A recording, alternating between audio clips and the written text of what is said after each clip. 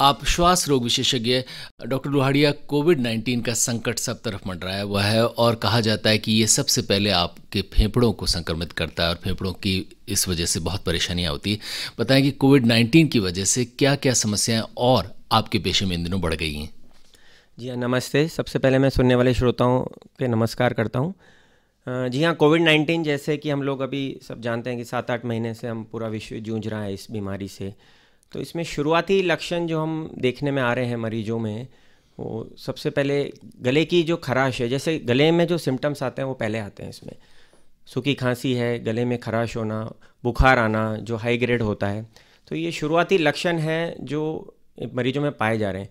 और धीरे धीरे अगर ये लक्षण बढ़ते हैं, अगर आपकी इम्यूनिटी पावर वीक है और ये धीरे धीरे जब इसको हम कहते हैं पल्मोनरी फेस कहते हैं, फिर बाद में ये जाके जैसे जैसे इन्फ्लेमेशन बढ़ता है तो फेफड़ों में संक्रमण उतर जाता है अपने, और वहाँ से फिर ये लक्षण और बढ़ने लगते हैं। जैसे आपके सांस लेने में समस्या होने लग जाती है, सीने में दर्द शुरू हो जाता है, खांसी और बढ़ जाती है।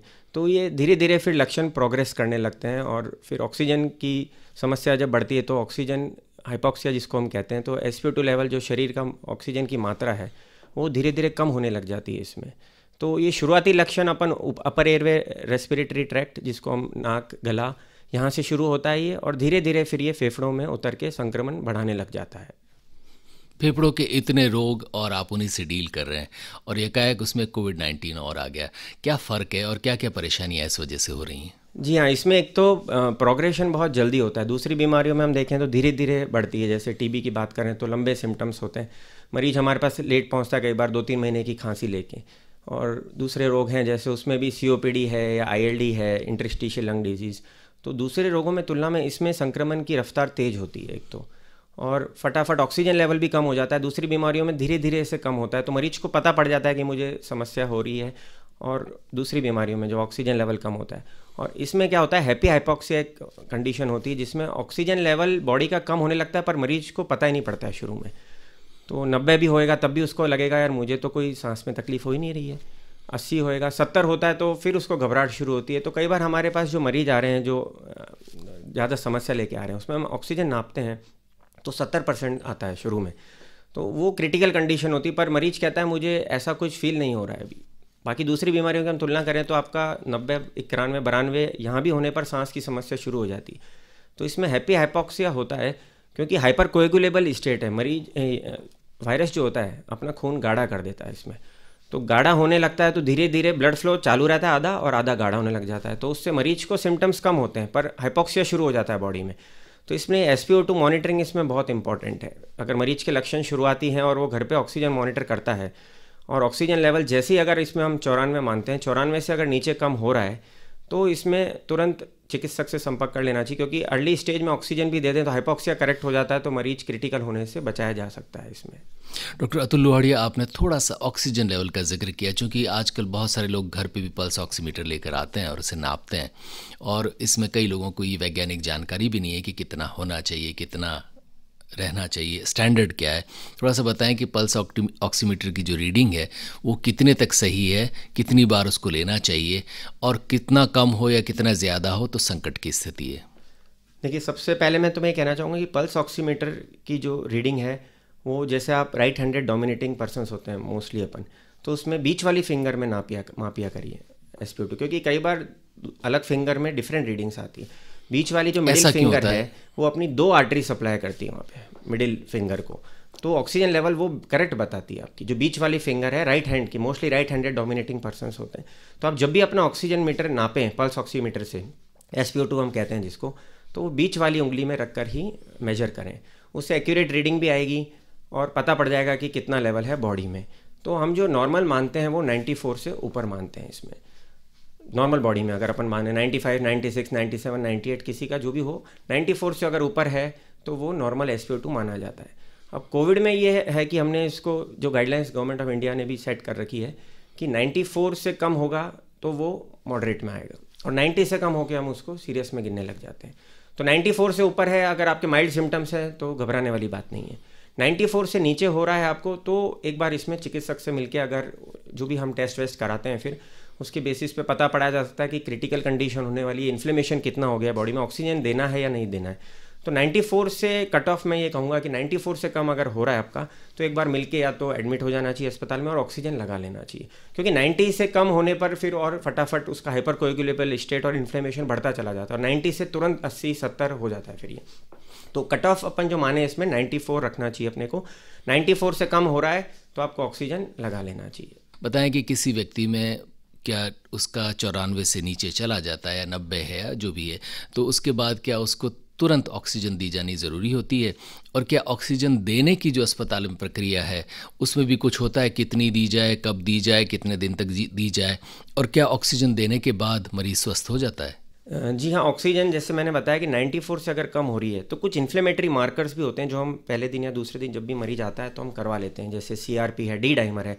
डी डाइमर से पता पड़ता है कि खून कितना गाढ़ा हुआ है अभी तक, और कुछ और मार्कर्स भी होते हैं, LDH, फेरिटिन, IL-6 लेवल। तो ये सब क्या इन्फ्लेमेटरी मार्कर्स है बॉडी में, जो इन्फ्लेमेशन होता है तब ये बढ़ते हैं, और पर्टिकुलरली कोविड में ये मार्कर्स बहुत इंपॉर्टेंट हैं। तो ये शुरू में हम करा लेते हैं, जिससे पता पड़ जाता है कि केस अभी क्रिटिकल है या नहीं है, और कितनी मात्रा में स्टीरॉयड्स देना है या खून पतला करने की दवाइयाँ देनी है, और फिर ऑक्सीजन लेवल हम मॉनिटरिंग करते हैं उसकी। 94 से अगर 90 के बीच में है तो हम उससे नेज़ल प्रोंक्स से नाक के द्वारा ऑक्सीजन देते हैं 2 से 3 लीटर। अगर उस पर वो मेंटेन कर जाता है, हम उसको टारगेट ऑक्सीजन रखते हैं 94 से ऊपर ऑक्सीजन के बाद देने के बाद। तो अगर वो मेंटेन करने लग जाता है जब, तो उसको हम मेंटेन रखते हैं और धीरे धीरे वापस मॉनिटरिंग के अकॉर्डिंग कम करते हैं। अगर वो इसके बाद भी फॉल हो रहा है तो हम इसको बढ़ाते हैं ऑक्सीजन, जैसे 5 से 10 लीटर अगर देना है तो फेस मास्क के द्वारा दिया जाता है। उस पर अगर मेंटेन नहीं करता है तो 10 लीटर के ऊपर नॉन रीब्रीथिंग मास्क आते हैं, और भी बड़ा रिजर्वेयर बैग आता है लगा हुआ ऑक्सीजन के साथ, और उसको हाई फ्लो ऑक्सीजन में दिया जाता है 10 से 15 लीटर।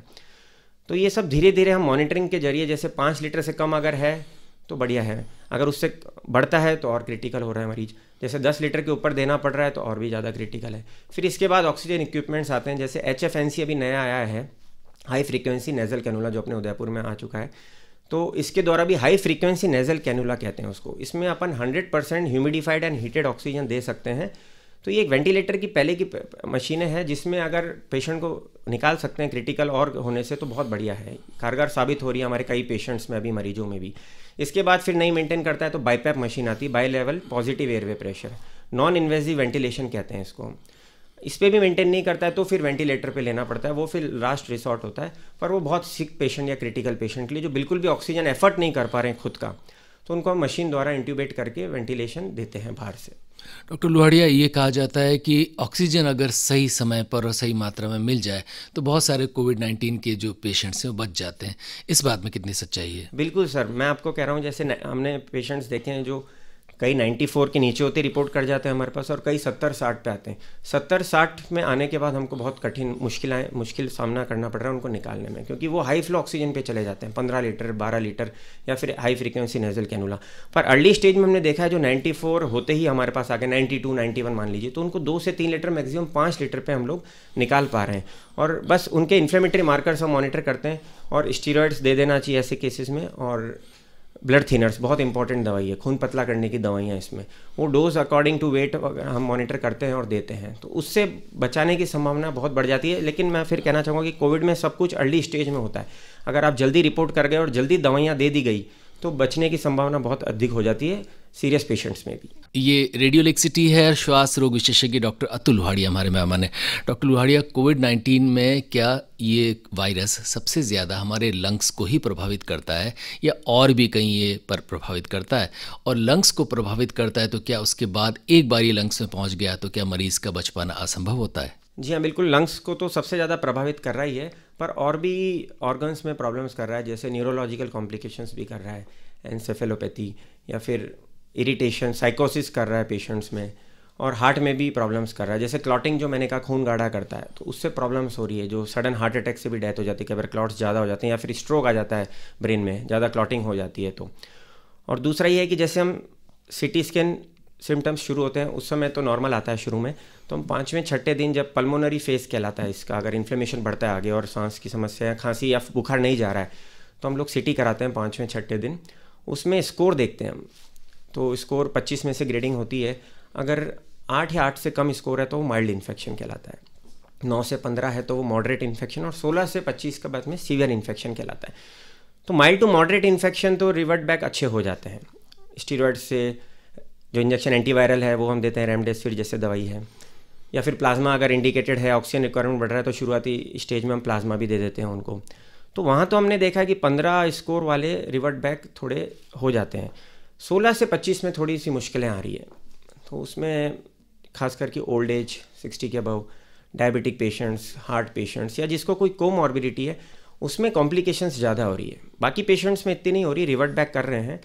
बट अगेन मैं कहना चाहूँगा कि सिटी स्कोर बहुत इंपॉर्टेंट है इसमें, कि माइल्ड इन्फेक्शन है आपका, या मॉडरेट है, या सीवियर है। सीवियर है तो उसको स्टीरॉयड्स की ज़्यादा डोज देनी पड़ती है, ऑक्सीजन रिक्वायरमेंट भी ज़्यादा होता है, उसमें ब्लड थिनर्स भी हमको देने ही पड़ते हैं फुल डोज में। तो सीवियर केसेस में रिवर्ट के चांसेस कम होते हैं, बट हाँ होते हैं अगर आपने सही ट्रीटमेंट लग जाए या बॉडी रेस्पॉन्ड कर जाए उनकी आपकी। माइल्ड टू मॉडरेट में इतनी प्रॉब्लम नहीं आ रही है अभी तक ज़्यादा।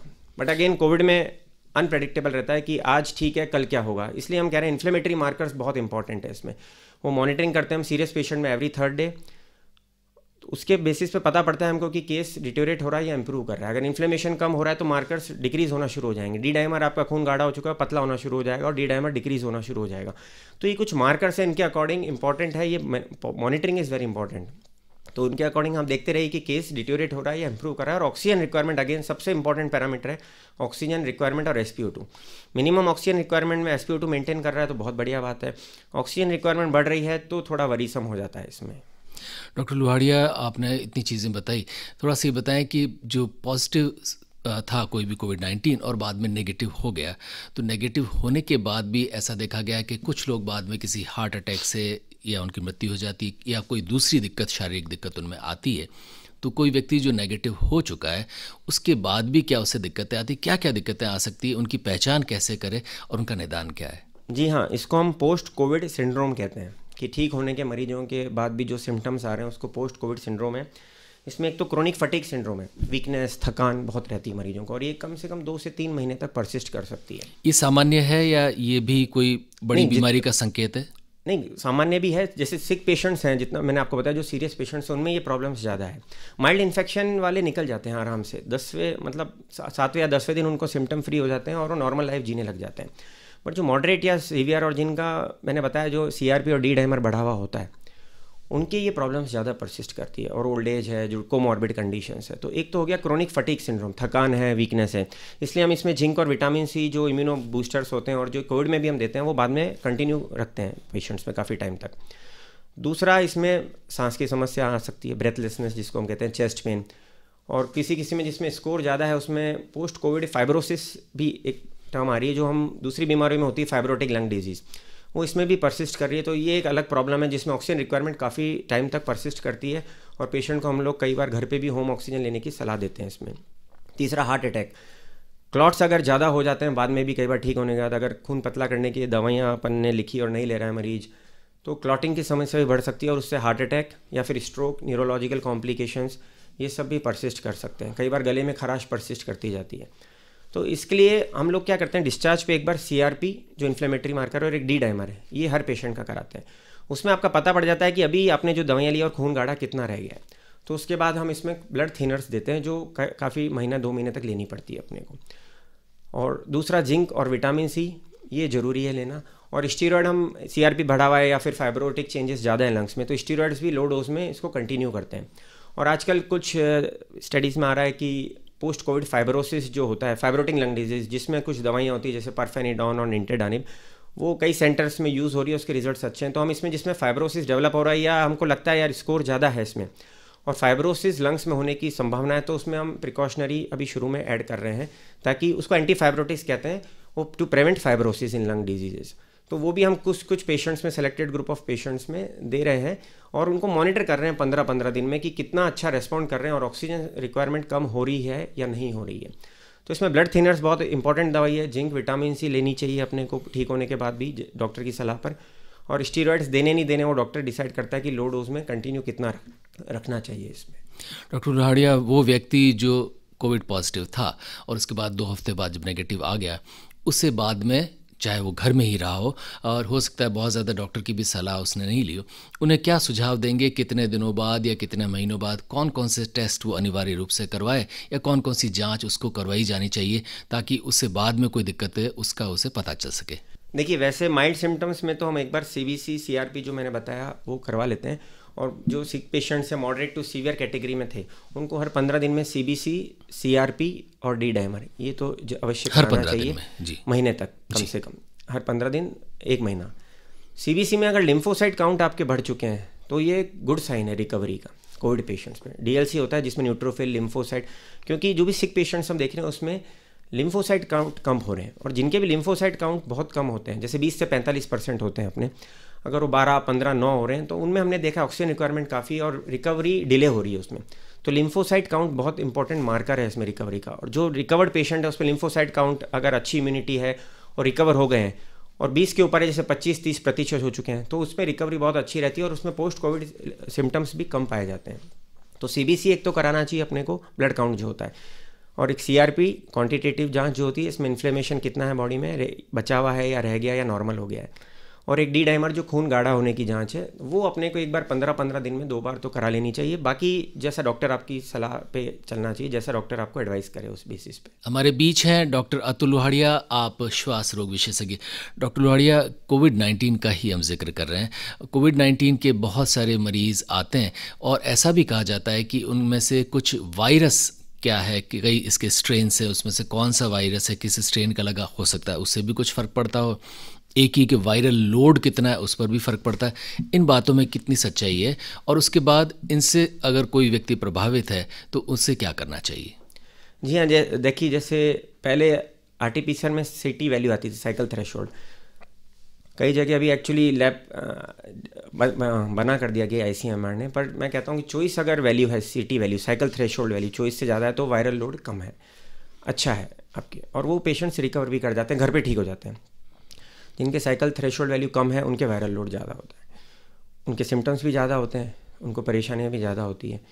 तो ये, और दूसरा इन्फ्लेमेटरी मार्कर साथ में अगर बढ़े हुए हैं तो वो भी वायरल लोड ज़्यादा बताता है आपको। फिर CT स्कैन हम लोग कराते हैं तो उसमें भी वही मॉडरेट टू सीवियर आया तो वो इन्फेक्शन ज़्यादा हो चुका है। तो ये सब कुछ वायरल लोड पैरामीटर्स होते हैं, तो ये आपको शुरू में जज कर पाते हैं कि वायरल लोड ज़्यादा है या नहीं है, क्योंकि माइल्ड सिम्टम्स में घर पे ठीक हो रहे हैं जो मरीज, उनके ज़्यादा प्रॉब्लम नहीं आ रही है, वो 5-7 दिन में दवाई जो हम सिम्टोमेटिक देते हैं वो लेके ठीक हो जाते हैं। पर सीवियर कंडीशंस या CT वैल्यू जिसकी कम हो और इन्फ्लेमेटरी मार्कर्स बढ़े हों, CT स्कैन में ज़्यादा स्कोरिंग हो, तो वो प्रॉब्लम ज़्यादा है, उनके वायरल लोड ज़्यादा है और उनकी समस्या ज़्यादा है। तो मैं ये कहूँगा जिसको भी हल्का सा भी, देखिए इस अभी और कोई दूसरा वायरस चल नहीं रहा है, हम जो भी केसेस देख रहे हैं वो कोविड निमोनिया या कोविड इन्फेक्शन के ही देख रहे हैं। हल्का सा भी आपको लगे, जरा सा भी गले में खराश, बुखार हो, आप एक बार डॉक्टर की राय जरूर ले लीजिए, क्योंकि इसमें टाइम बहुत इंपॉर्टेंट है। Early 5 to 7 days very crucial, क्योंकि देखिए लाइफ और डेथ का सवाल जब आ जाता है क्रिटिकल होते हैं, और इसमें टाइम नहीं देता है ज़्यादा वायरस कई बार। इसमें अपने को नेग्लिजेंस नहीं करना चाहिए। शुरू में आपको लगे, आप अपने फैमिली डॉक्टर या किसी से भी एक बार संपर्क करिए, वो अगर कहता है कि इन्फ्लेमेटरी मार्कर करा लेनी चाहिए तो करा लेनी चाहिए इसमें, क्योंकि अर्ली स्टेज में अगर आपने इन्फेक्शन पकड़ लिया तो chances of recovery very fast and very early है। बहुत अच्छे रिजल्ट्स हमने देखे हैं अगर अर्ली डिटेक्ट हो गया है ये इन्फेक्शन तो। डॉक्टर लोहाड़िया, थोड़ा सा मौसम का भी जिक्र करते हैं, क्योंकि आम व्यक्ति बातें करता है कि चूंकि वायरस है तो हो सकता है गर्मी में कमज़ोर पड़ा हो। हालांकि कोविड के मामले में कहा जाता है कि गर्मी सर्दी से बेअसर है, लेकिन फिर भी ये कहा जाता है कि हो सकता है सर्दी में इसकी तीव्रता बढ़ जाए, जैसी ठंड बढ़े तो इसके वायरस का प्रसार या इसकी मार ज़्यादा बढ़ जाए। इस बात में कितनी सच्चाई है, और क्या मान के चले कि जैसे जैसे ठंड बढ़ेगी वैसे वैसे कोविड-19 के मरीज़ बढ़ते जाएंगे? देखिए, इसमें कोई सा भी वायरल अपन इलनेस की बात करें, चाहे फ्लू हो, कॉमन कोल्ड हो, सर्दी में बढ़ते हैं। उनको कोल्ड टेम्परेचर में वायरस की मल्टीप्लिकेशन बढ़ जाती है। कोविड में ये सोचा गया था कि गर्मी में तापमान इतना रहेगा जब कम हो जाएंगे, पर ये वायरस ना गर्मी या सर्दी, सब में उसी रेट से बढ़ रहा है। इसमें इंपॉर्टेंट थिंग जो हमने देखा है, जैसे दिवाली पे केसेस बाद में बढ़े तो सोशल डिस्टेंसिंग का पालन नहीं हो पाया। तो सोशल डिस्टेंसिंग बहुत ज़रूरी है इस वायरस में। जब हमने देख लिया गर्मी हो या सर्दी हो, ये वायरस बढ़ता है जब भी सोशल डिस्टेंसिंग या गैदरिंग होती है कहीं भी। अभी जैसे वापस से थोड़ा कंट्रोल में आ रहा है, थोड़ा पालन भी कर रहे हैं लोग, समझदारी कर रहे हैं, मास्क पहन रहे हैं, इसमें सोशल डिस्टेंसिंग का भी पालन कर रहे हैं। तो ये बहुत इंपॉर्टेंट है। जब तक इसका पूरा क्योरेटिव ट्रीटमेंट या वैक्सीनेशन की आने के बाद भी ये हो जाए कि अब ये केसेस बिल्कुल कम हो चुके हैं, तब तक अपने को इम्पॉर्टेंट है सोशल डिस्टेंसिंग और मास्क। कोई सा भी मास्क पहनिए आप, इसमें ज़रूरी नहीं है कि N95 ही पहनना है। बाहर आप कोई सा भी कपड़ा लगा लीजिए, नाक और मुंह कवर रहेगा तो ये क्या ड्रॉपलेट इन्फेक्शन है इसका। 6 फुट से ज़्यादा इसका ट्रैवल डिस्टेंस नहीं माना जाता है। तो आप मास्क कवर रखेंगे, 2 जने बात भी कर रहे हैं और डिस्टेंस है बीच में, तो इन्फेक्शन की संभावना बिल्कुल कम हो जाएगी। क्योंकि अभी तक यही एक तरीका है इसको रोकने का, प्रोटेक्ट करने, अपने आप को प्रोटेक्ट रखने का, कि मास्क पहनिए और सोशल डिस्टेंसिंग, और हाथ अगर आपने कहीं टच किया है या कहीं भी छुआ है तो उसको सैनिटाइज करते रहिए। दूसरा मैं कहूँगा कॉमन जो अभी चल रहा है, कॉमन कोल्ड और फ्लू भी इसी सीज़न में चलता है। तो फ्लू के सिम्टम्स जनरली नेज़ल सिम्टम्स ज़्यादा होते हैं। किसी को नाक से पानी आ रहा है, जुकाम आ रहा है, तो कोविड की पॉसिबिलिटी कम होती है उसमें। 100% नहीं कह रहा कि नहीं हो सकती, बट दूसरे फ्लू में नेज़ल सिम्टम्स ज़्यादा होते हैं। इसमें गले में सोर थ्रोट, गले में खराश, फीवर, सूखी खांसी, ये ज़्यादा पाई जाती है। तो इसको हम एक तरह से डिफ्रेंशिएट कर सकते हैं शुरू में कि भाई नेज़ल सिम्टम्स ज़्यादा है तो उसको कॉमन कोल्ड मान लिया जाए या फ्लू मान लिया जाए, और दूसरे गले के सिम्टम्स ज़्यादा हैं तो उसको कोविड-19 मान लिया जाए। तो उसमें ये सब हम पैरामीटर्स जैसे ओपीडी में भी देखते हैं, तो पूछते हैं सिम्टम्स पेशेंट के कि भाई आपके शुरुआत कहाँ से हुई, नाक से हुई या गले से हुई। तो वो जो भी बताता है टिपिकल हिस्ट्री, उस हिसाब से उसको फिर ट्रीटमेंट प्लान बताते हैं। और ऑक्सीजन मॉनिटरिंग हर पेशेंट को अभी बोल रहे हैं हम घर पे करने के लिए। तो ये मान के चलें कि अब जैसे जैसे ठंड बढ़ती जाएगी वैसे वैसे थोड़ा सा कोविड-19 के मरीज़ भी बढ़ते जाएंगे। बढ़ सकते हैं अभी, अगर अपन पालन ना करें सोशल डिस्टेंसिंग और मास्क और सैनिटाइजेशन को। अभी लकीली ये है कि दूसरे वायरस इतने नहीं आए, जैसे स्वाइन फ्लू भी हर साल सर्दी में आता है, तो फॉर्चुनेटली अच्छी बात है कि अभी तक वो केसेस नहीं आ रहे हैं, क्योंकि दोनों आते हैं और दोनों में सिम्टम्स फिर करीब करीब सेम हो जाते हैं, लंग्स में इन्फेक्ट कर रहे हैं, तो प्रॉब्लम्स बहुत आती है हम लोगों को कि उसका भी ट्रीटमेंट देना पड़ेगा, इसको भी, और दोनों सीवियर भी हो जाते हैं, लंग्स में इन्फेक्ट दोनों करते हैं।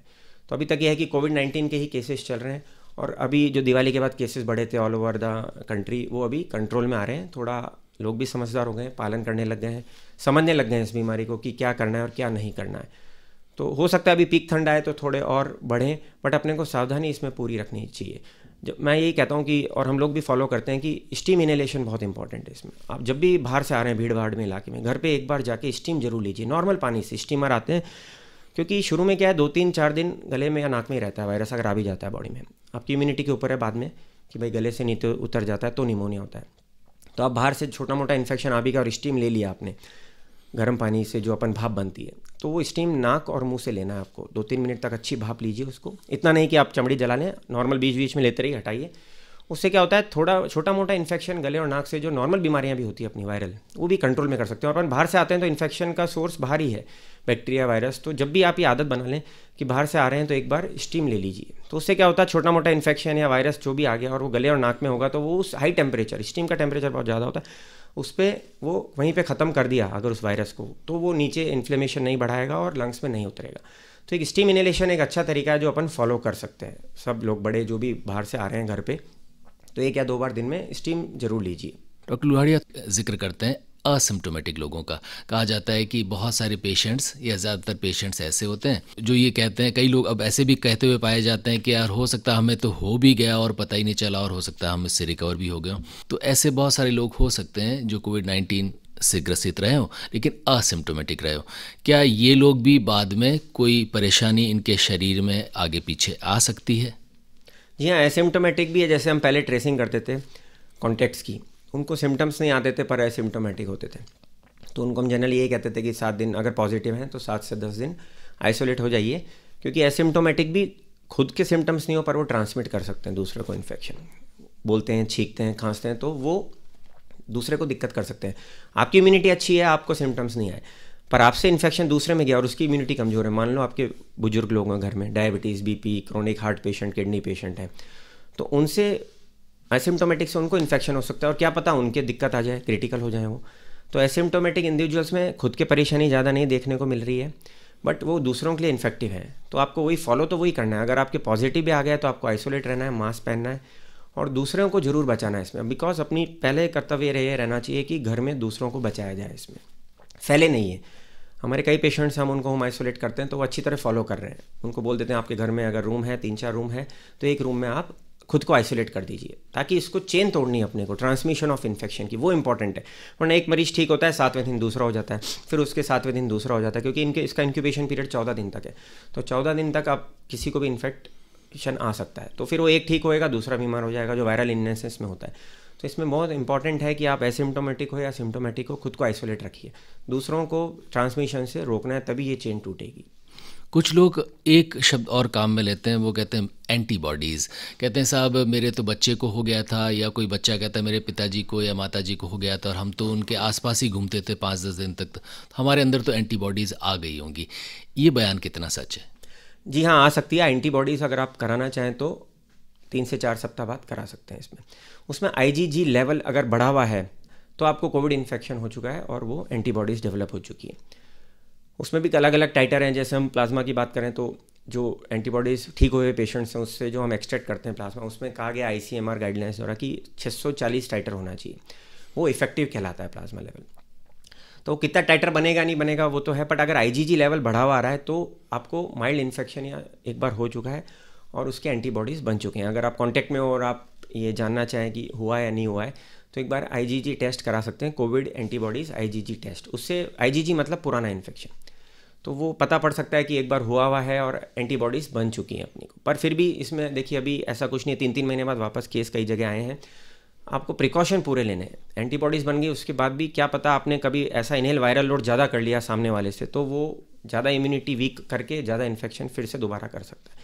तो इसलिए अपने को सावधानी पूरी रखनी है, मास्क पहनना है, सोशल डिस्टेंसिंग और सैनिटाइजेशन। मास्क कोई सा भी पहनिए, N95 मैं नहीं कह रहा क्योंकि लोग N95 से कई बार प्रॉब्लम ऑक्सीजन लेवल या फिर उनको प्रॉब्लम आने लग जाती है, हेडेक होने लग जाता है, ब्रीथलेसनेस प्रॉब्लम हो जाती है। जैसे एस्मेटिक पेशेंट ज़्यादा N95 पहनते हैं तो ब्रेथलेसनेस शुरू हो जाता है। आप कोई सा भी सिंपल मास्क लगा लीजिए, कपड़े का, सीधा आपको नाक और मुंह कवर रखना है, टाइट मत करिए। भले ही हॉस्पिटल में जाते हैं, कहीं मास गैदरिंग्स में जाते हैं तो N95 की वैल्यू है कि भाई ठीक है वहाँ इन्फेक्शन सोर्स ज़्यादा रखता है तो थोड़े टाइम के लिए आप वो वाला मास्क पहन लीजिए जो ज़्यादा प्रिवेंशन करता है। बाकी नॉर्मल मास्क रूटीन पहनिए, कोई दिक्कत नहीं। आप बाहर जा रहे हैं कपड़ा लगा लीजिए, सर्जिकल मास्क पहन लीजिए और उसको मास्क को जाके कपड़े वाले को घर पे गर्म पानी में धो दीजिए एक बार।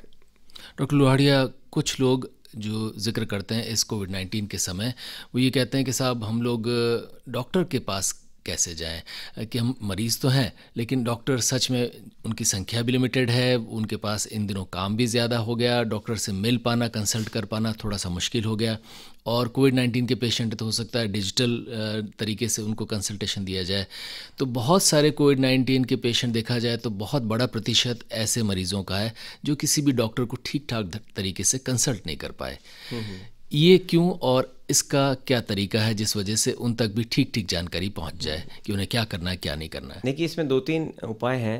पहला तो जैसे हमारे पास फ़ोन भी आते हैं किसी का कि ये बीमार हो गए हैं, पॉजिटिव है, हम ला नहीं सकते हॉस्पिटल, तो हम लोग उनको कहते हैं कि कोई भी रिलेटिव जो कांटेक्ट में नहीं हो या फिर जो ठीक हो, यंग हो, जो यंग पेशेंट हो घर में या कांटेक्ट हो, तो उनको हम कहते हैं एक बार उनकी, आजकल ब्लड सैंपल घरों में हो रहे हैं, लैब वाले घर पे आ रहे हैं करके आ जाते हैं, तो हम लोग उनको बता देते हैं कि एक बार आप ये रिपोर्ट करा के एक बार हमसे मिल लीजिए ताकि हम एक बार एक प्रेस्क्रिप्शन बना देंगे, गाइडलाइंस उनको समझा देंगे कि इन केस अगर प्रॉब्लम बढ़े तो वो उस प्रिस्क्रिप्शन के बेसिस पे हमारे अंडर एडमिट हो जाएगा।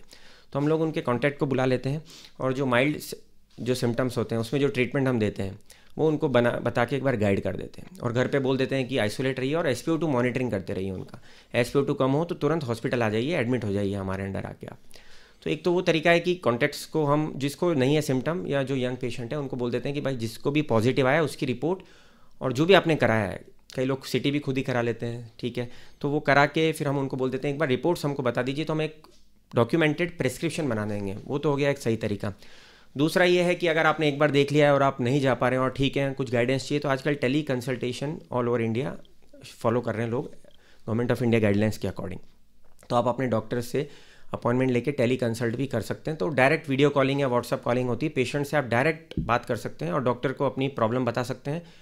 तो डॉक्टर उसमें जो भी होगा उसको गाइड कर देगा पेशेंट को कि भाई ये प्रॉब्लम है तो ये ऐड कर दीजिए, और ज़्यादा लगेगा तो उनको बोल देगा कि आप हॉस्पिटलाइज हो जाइए। तो टेली कंसल्टेशन एक सुविधा है जहाँ बैठे बैठे घर में किसी भी डॉक्टर से अगर वो टेली कंसल्टेशन कर रहा है तो आप सेवा ले सकते हैं उससे।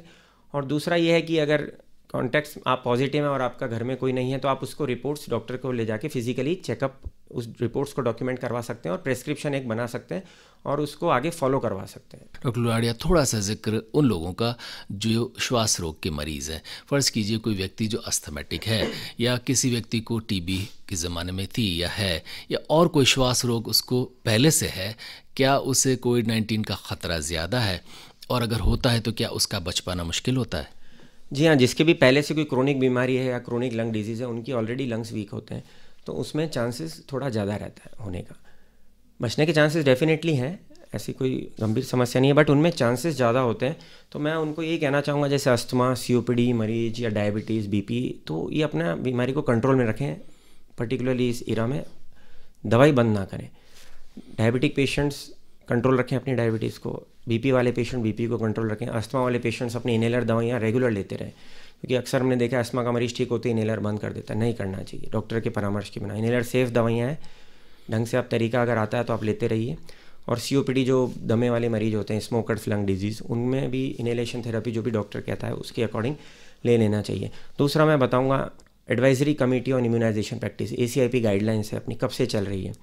Chronic lung disease, chronic heart disease, diabetic patients, cancer patients, kidney patients, उसमें वैक्सीनेशन इंडिकेटेड है और मस्ट है। निमोकोकल 23 वैक्सीन आती है, एक निमोनिया की वैक्सीन। 19 से 64 साल में जिसको भी diabetes, BP, chronic heart disease, chronic lung disease, cancer patient, kidney patient, उनको ये वैक्सीन डॉक्टर से परामर्श करके लगवानी चाहिए। निमोकोकल 23 वैक्सीन और एक निमोनिया की 13 वैक्सीन आती है, सेलेक्टेड ग्रुप में पेशेंट में लगती है। 65 साल के ऊपर ACIP कहने लग गया है अभी कि हर पेशेंट को, चाहे वो मेडिकली इल हो या नहीं हो, 65 साल के ऊपर सबको निमोनिया की वैक्सीन लगनी चाहिए, निमोनिया 23 वैक्सीन। दूसरा, फ्लू का वैक्सीन जो है, इन्फ्लुएंजा वैक्सीन हर साल नई। ये वैक्सीन कितने साल तक आपको बचाता है? निमोनिया का वैक्सीन 65 साल के ऊपर एक बार रिकमेंडेड है, और 65 साल की पहले उम्र है आपकी, डायबिटीज़, BP है तो 5 साल में रिपीट होता है। 5 साल तक इसकी इम्यूनिटी अच्छी देता है। नॉर्मल बैक्टीरिया, जो नॉर्मल निमोनिया के वायरस बैक्टीरिया जो होते हैं एनवायरमेंट, उससे काफ़ी प्रोटेक्शन है। स्टडीज़ पाई गई है 50 to 60% एफिकेसी है, particularly in group of patients में जिनमें इम्यूनिटी कमज़ोर है। छोटा सा इन्फेक्शन भी भारी हो सकता है। डायबिटिक, BP पेशेंट, इनमें हम देख भी रहे हैं कोविड में छोटा सा इन्फेक्शन डायबिटीज़ में ज़्यादा हो रहा है, तो इन लोगों को निमोनिया के टीके लगवा लेने चाहिए अभी। और दूसरा, फ्लू का वैक्सीन, इन्फ्लुएंजा वैक्सीन जो 3 साल के ऊपर हर जने में लगता है, एलर्जिक पेशेंट हो, अस्थमा पेशेंट हो, उसको साल में एक बार ये वैक्सीन ज़रूर लगवाना चाहिए। सितंबर अक्टूबर जो महीना शुरू होता है, चेंज ऑफ वेदर, अस्थमा भी इस समय डिटेरियोरेट होता है, कोल्ड कफ एलर्जी वाले पेशेंट्स भी काफ़ी बढ़ते हैं दिवाली से होली टाइम। तो इस समय हर साल स्ट्रेन WHO डिक्लेयर करता है, और सितंबर अक्टूबर में ये वैक्सीन मार्केट में आता है, उसको इन्फ्लुएंजा वैक्सीन नाम से कहा जाता है। तो ये भी नॉर्मल वायरस या स्वाइन फ्लू है, इससे काफ़ी प्रोटेक्शन देता है। और कुछ एक देखिए क्रॉस प्रोटेक्शन भी होता है वायरस में अपना अपना। एक आध इस रिसर्च में आया है कि कोविड-19 भी थोड़ा सा प्रोटेक्शन दे रहा है। तो जब अपने पास कोई अभी दवाई नहीं है, कोई वैक्सीन नहीं है, तो जो अवेलेबल वैक्सीन है उससे अपन अपडेटेड रहें। और पर्टिकुलरली हाई रिस्क पेशेंट्स, इनको निमोनिया के टीके एज़ पर द गाइडलाइंस लगा लेने चाहिए, फ्लू के वैक्सीन लगा लेने चाहिए। इससे काफ़ी हद तक प्रोटेक्शन रहता है। और नॉर्मल वायरस जब आ जाए तो उसके भी यही सिम्टम्स लगते हैं, तो अपन डर और बैठ जाता है भी यार कोविड तो नहीं हो गया। तो छोटी मोटी बीमारियां, कोल्ड कफ फीवर, अगर इससे बचाव कर सकते हैं अपन, तो ये वैक्सीन अपने डॉक्टर से परामर्श करके एक बार लगवा लेना चाहिए, निमोनिया और फ्लू के टीके, क्योंकि ये ज़रूरी है। और ACIP गाइडलाइंस कह चुकी है पहले भी, और अभी इस कोविड इरा में थोड़ा अगर लगा लें और प्रोटेक्शन कर लें अपन ओल्ड एज वालों को, डायबिटीज़ वालों को, तो अच्छा है इसमें। ऐसे भी कोई संकेत मिले हैं डॉक्टर डुहाड़िया जिसमें स्मोकर्स, खासतौर पे वे लोग जो धूम्रपान करते हैं, उन्हें कोविड-19 का वायरस जल्दी पकड़ता है या ज़्यादा परेशान करता है?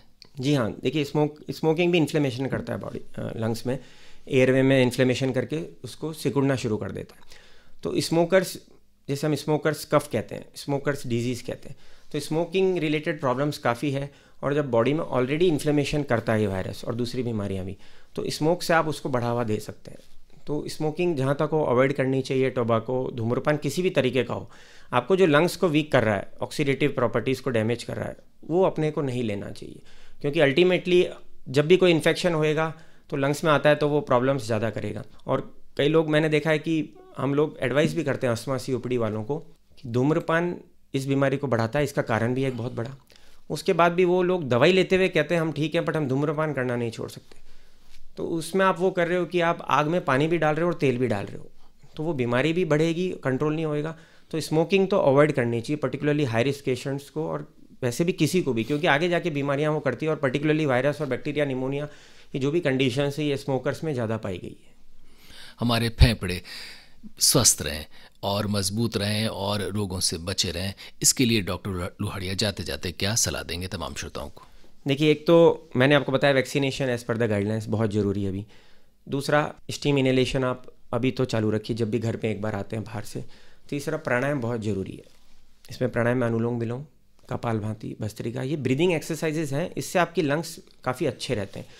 जो भी प्रॉब्लम्स होती है रेस्पिरेटरी इलनेस, एक्सपीरेशन में प्रॉब्लम करती है, COPD अस्थमा है, तो उसमें अपन भस्त्रिका करके, प्राणायाम करके, जो भी है अपनी एयरवे का पैसेज को स्मूथ एंड क्लीन रख सकते हैं। पर अगेन जैसे कई बार नेजल सिम्टम्स ज़्यादा होते हैं, नाक बंद होता है, उस समय अनुलोम विलोम ना करें, लाइट प्राणायाम करें, भस्त्रिका कर सकते हैं, कपालभाति कर सकते हैं, क्योंकि टाइमली क्या चीज़ आसन करना है, कई बार आसन गलत टाइम पे कर लिया तो नुकसान करता है। तो प्रॉपरली हेल्दी डाइट लीजिए, बैलेंस डाइट लीजिए, अवॉइड स्मोकिंग, धूम्रपान अवॉइड करिए, अल्कोहल भी अवॉइड करें तो अच्छा है, टोबैको अवॉइड करिए, और हेल्दी बैलेंस डाइट लीजिए। अपनी सुबह आदत बना लीजिए कि थोड़ा योगा करना है अपने को आधे घंटे, और एक मुंह में पानी भर के नहाने की आदत होनी चाहिए सबकी। ये पुरानी योगिक क्रिया है जिसमें देखिए जो भी इन्फेक्शन मुंह में या नीचे जाता है अपना, तो मुंह में पानी भर के अपन नहाते टाइम, ऐसा पीरियड होता है जब अपन अकेले होते हैं और 10 मिनट तक नहाने धोने में जो भी अपन काम व्यवस्था कर रहे हैं उस समय मुंह में रख सकते हैं।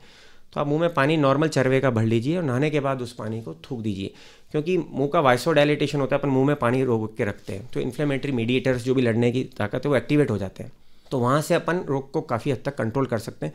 तो एक नॉर्मल हैबिट होना चाहिए, पर्टिकुलरली जिनको अपर एयरवे रेस्पिरेटरी सिम्टम्स या कफ कोल्ड रहता है, तो मुंह में पानी भर के नहाना चाहिए। इसमें डेली 10 मिनट रखें मुंह में और नहाने के बाद उस पानी को थूक दीजिए। बाकी जो बीमारी वाले पेशेंट हैं उनको अपनी दवाइयाँ रेगुलर लेनी चाहिए, लंग्स वाले पेशेंट्स हैं तो उनको अपनी दवाइयाँ कंटिन्यू रखनी चाहिए, डायबिटीज़ वालों को अपनी डाइट प्लान अपने डॉक्टर के अकॉर्डिंग बना के रखना चाहिए, हार्ट पेशेंट वालों को भी अपना डाइट प्लान डॉक्टर के अकॉर्डिंग बनाना रखना चाहिए, और दवाइयाँ रेगुलर और टाइमली लेना चाहिए इसमें, क्योंकि दवाइयाँ वेट मत करिए कि मेरी ये बीमारी बढ़ेगी जब लूँगा मैं। अगर बीमारी है, डॉक्टर ने कहा इसको लेना है, तो आप कंटिन्यू रखिए जब तक आपका डॉक्टर उसको बंद ना करे। डॉक्टर अतुल लोहाड़िया, आपका हृदय से आभार।